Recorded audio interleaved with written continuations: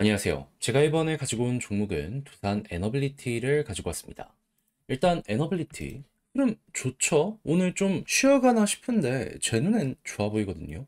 이거 이어가는 거 괜찮을 것 같은데 우리가 보면 좋을 게 뭐가 있는지 살펴보도록 할 테니까 일단 들어가기 전 구독과 좋아요 한 번씩만 꼭 눌러주시면 정말 감사드리겠습니다. 자, 일단 제일 먼저 지금 최근에 어떤 것 때문에 계속 급등하는 모습이 보여지고 있죠? 원전, 그 중에서도 SMR 때문이잖아요. 특히나 미국에서 오픈 AI, 그리고 소프트뱅크, 그리고 오라클 합쳐서 한화로 한 700조 정도를 최대 투자한다는 이야기가 들려오게 되다 보니까는 자연스럽게 그만큼 데이터 센터가 많이 건설이 될 거고 여기에 필요한 전력, 발전 시설도 많이 필요하다 보니까 SMR이 여기에 세트로 같이 올라가는 모습 보여주곤 해왔었습니다. 그런데 지금 추가적으로 어떤 소식이 들려오고 있냐면 마이크로소프트랑요.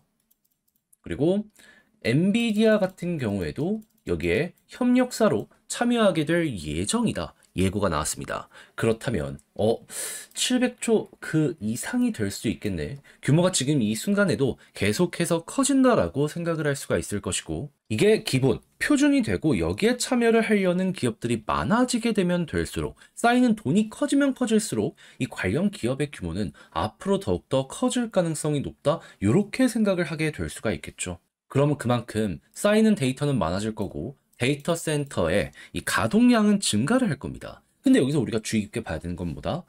이 가동되는 데이터 센터의 양이 증가한다는 건 그만큼 전력의 사용량도 같이 급등을 한다라는 거거든요.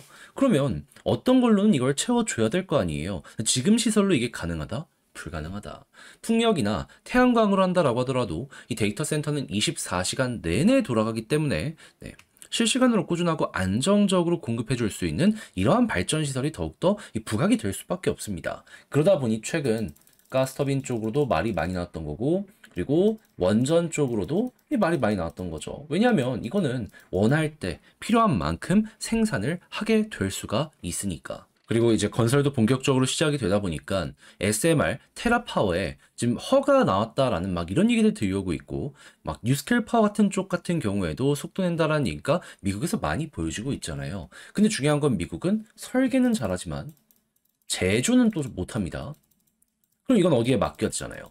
그랬을 때 두산이 보다 초기부터 어느 정도 협력을 하며 위탁 생산에 대해서 계약을 잘 맺어놓은 상황이다. 지분 투자와 함께 이런 계약도 가지고 왔기 때문에 연결성은 굉장히 강하다라고 생각을 하면서 편안하게 보시는 것도 아주 좋을 것 같습니다.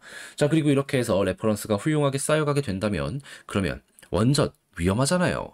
보증된, 안정된, 검증된 곳을 찾으려는 이런 업체들이 많아지게 될 수 있기 때문에 추가적인 제조 관련해 갖고 요청이 다른 곳에서도 많이 들려오게 된다면 이거는 진짜로 미래 먹거리로서 확실하게 될 것이다 라고 보며 이미 1조 이상을 공장에다가만 투자를 했기 때문에 이제 투자한 만큼 뽑아낼 때가 오겠구나. 여러분들은 접근을 하시면 될 것 같습니다. 그리고 이 SMR은 수명이 대형 원전보다 확실하게 작습니다. 그런데 만약에 수명이 다 끝나면 이걸 버린다라고 하더라도 새로운 걸 또 붙여줘야 될 거 아니에요. 사이즈가 작으니까 그 교체 관련해서도 난이도가 굉장히 떨어지게 될 겁니다. 그러면 새로운 것들이 계속해서 만들어지게 되면은 이것도 수백에서 수천억 단위 될 것이기 때문에 또 검증된 곳에서 계속 주문이 10년 주기 사이클로 계속 20년 주기 사이클로 계속 이렇게 들어온다. 미래 먹거리도 확실하다. 대형 원전처럼 한 번 짓고 끝이 아니라 꾸준하게 들어오게 될 가능성이 있다라는 것도 여기에 연결해서 생각 한번 해보시면 아주 좋을 것 같습니다. 그리고 당연히 미국이 이렇게 뚫리다 보니까 유럽 쪽도 어떻게든 열리려는 모습이 보여지니 한국 기업들 어떻게든 한 발 걸치려고 움직이는 모습 보여주고 있죠. 원전 쪽 주기기로 독점 납품할 수 있는 기업은 현재 두산 말고는 거의 없다시피 한 상황이기 때문에 결국 우리가 보고 있는 이 종목이 최고의 수혜를 받게 된다. 유럽이든 어디든 이 시장만 열리면 많이 먹을 수 있다. 이를 감안하시면서 보시면 좋을 것 같습니다. 그럼 이제 여기 경쟁자가 없냐라고 할 텐데 근데 이거는 미국이 꾸준하게 견제를 해주게 된다면 문제될 건 또 아니기 때문에 미국 따라서 떨어지는 일거리에 집중하면서 예, 그대로 밀고 가시면 될 것 같습니다. 자, 그럼 이제 이런 상황 속 최근 왜 올라갔는지 알게 되었는데 여기에 이제 수급과 차트는 어떻게 형성이 되고 있는지를 살펴보도록 하면요. 일단 수급적인 부분 같은 경우에는 와, 보이십니까? 개인들 물량 엄청나게 압도적으로 털린 게 어제 보여지게 되었습니다. 그러면 위에 있는 매물대 다 소화했다는 거잖아요. 그럼 이 상황 속에서 이 외국인 오늘 좀 매도를 하고 있긴 하지만 기관이 이걸 다 받아낸다? 그럼 횡보가 좀 이어지게 될 거고 외국인까지 컴백하는 모습이 보여지고 개인 털리는 게 계속된다면 추가 상승에 대한 기대값은 아직도 남아있게 된다. 이렇게 볼 수 있겠죠. 했을 때 지지라인은 볼린저 밴드 상단 다른 거 굳이 볼 필요 없습니다. 위에 있다면 지금 당장은 단타의 개념으로 본다라고 하더라도 계속해서 이어지는 거 이렇게 노려볼 수 있고요. 지금 위쪽에는 크게 매도 벽이라고 할 게 이제 없거든요. 그나마 있는 게 조금 여긴데 과거랑 비교하면은 거의 없는 거나 마찬가지잖아요. 그럼 여기서 수급 괜찮으면 순식간에 여기도 소화 가능하다라고 보고 이제부터 올라가게 된다면 역대 신고가 돌파처럼 자그마한 돈으로 추세 좋으면은 이렇게 쭉쭉 치고 가는 그림 있잖아요. 그걸 여기서 그려가 보시면 될 것 같습니다. 전 어제 수급 보고 깜짝 놀랐다. 여기에 대해서는 여러분들께 자신있게 말씀드릴 수 있을 것 같네요. 대신에 이 볼린저 상단이 이탈하게 되면 이제 어떻게 할 것이냐라는 걸 봐야 되는데 단타를 생각을 하시는 분들은 어느 정도 조정을 생각을 하시면서 비중 조절을 들어가셔야 되겠지만 얘는 과거에 11선을 중심으로도 딛고 올라간 전적이 많았던 종목이기 때문에 네. 여기 이탈 안 한다면 조금 더 치고 가는 식의 그림을 그려봐도 좋지 않나. 그리고 넉넉하게 마지노선을 좀 길게 본다라고 하더라도 21선.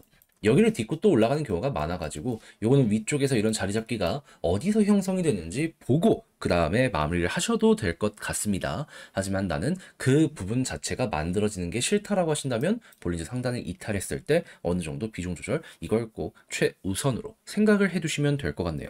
자, 그럼 지금 몸을 바탕으로 글로 쓰면서 영상 최종적으로 마무리 짓도록 하자면 일단 첫 번째 나오는 뉴스가 뭐다? SMR 너무 좋다. 앞으로도 더욱더 좋아지게 될 것이다. 두 번째, 수급은 일단 개인 털리는 건 무조건이고 여기에서 외국인이 다시 한번 컴백해주는 모습이 보여지게 된다면 힘 이어지게 될 가능성이 높다라고 보시면 되고요. 여기에서 볼린저 상단을 단기적으로 봤을 때 최고의 지지 라인으로 보되 이탈하면 비중 조절, 하지만 타고 올라간다면 추가 상승 보시면 되고, 그리고 떨어지게 된다면 이제 11선 딛는 게 어떻게 보면 중요하다라고 보는데 마지노선을 잡는다면 21선이 제일 중요하다. 이를 감안해 두시는 것도 좋을 것 같습니다. 자, 그렇게 해서 현재 이제 어떤 상황인지 제가 말씀드린 것들 잘 좋은 참고가 되었으면 좋겠는데 제가 이렇게 정리한 내용이 여러분들께 좋은 참고 자료가 되었으면 좋겠습니다. 자, 그럼 이제 이렇게 영상 마무리 짓도록 하고 전 다음에 더 좋은 영상으로 인사드리도록 하고요. 영상 끝까지 시청해주셔서 감사드린다라고 말씀드리며 마지막으로 구독과 좋아요 부탁드리며 이상 주식 정리해드리는 주정남이었습니다. 이번 주도 얼마 안 남았잖아요. 남은 시간 정말로 힘을 내서 잘 마무리 한번 해봤으면 좋겠네요. 감사합니다.